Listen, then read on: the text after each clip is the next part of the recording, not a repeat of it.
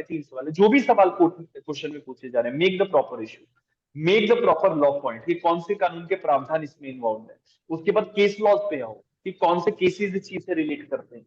उसके बाद आप अपना एनालिसिस ड्रॉ करते हैं। एनालिसिस में आप जो भी फैक्चुअल सिनेरियो है और जो भी लॉ पॉइंट या केस लॉज है, इनको क्लब करके आप क्या एनालिसिस आपका ड्रॉ करते हो, और फिर आपका कंक्लूजन आप 1 से 1.5 लाइन में देते हो कि आपको क्या लगता है कि एफर्मेटिव चीज है कि डिसएफर्मेटिव है, आपके फेवर जो प्रेपोजिशन के बेसिस पे वो डिसाइड किया जाता है।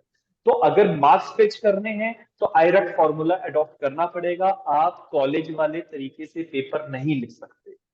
कॉलेज वाला तरीका इंट्रोडक्शन, कभी कभी तो बच्चे मेरे पास आंसर लिखते हैं, फिर वो हेडिंग बनाते हैं इंट्रोडक्शन, उसके बाद बॉडी भी लिख देते हैं, introduction body conclusion. I don't know what the people are doing, है ना। तो उनको इम्प्रोवाइज करवाने की बहुत ज्यादा जरूरत है कि ये कॉलेज का फॉर्मेट है, आपको कॉलेज में 5 सवाल आते हैं, 5 10 सवाल आते हैं, 5 कर लो, सीटें भर लो, नंबर मिल जाएंगे। यहाँ पे to the point, quality, content, attempt, ये 3 चीजें बहुत जरूरी, क्वालिटी, कंटेंट और अटेम्प्ट, इनको ध्यान में रखना है, ठीक है। कंटेंट आपको पता होना चाहिए क्या लिखना है, तो कंटेंट का मतलब आपको लॉ पॉइंट्स, आपको केस लॉज ये पता होना चाहिए।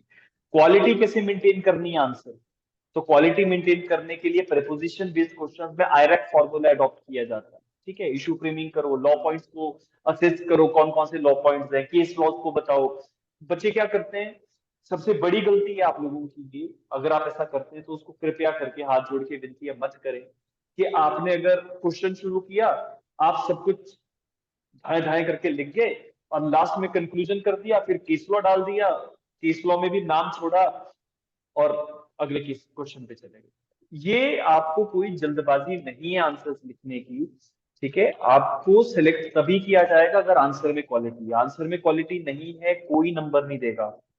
10 में से 3 नंबर, 4 नंबर मिलेंगे, you will not be able to qualify, इसका ध्यान रखो, ठीक है। तो क्वालिफाई करने के लिए 10 में से 5 या 10 में से 6 नंबर चाहिए। 10 में से 5 और 10 में से 6 का मतलब आप टॉपर है।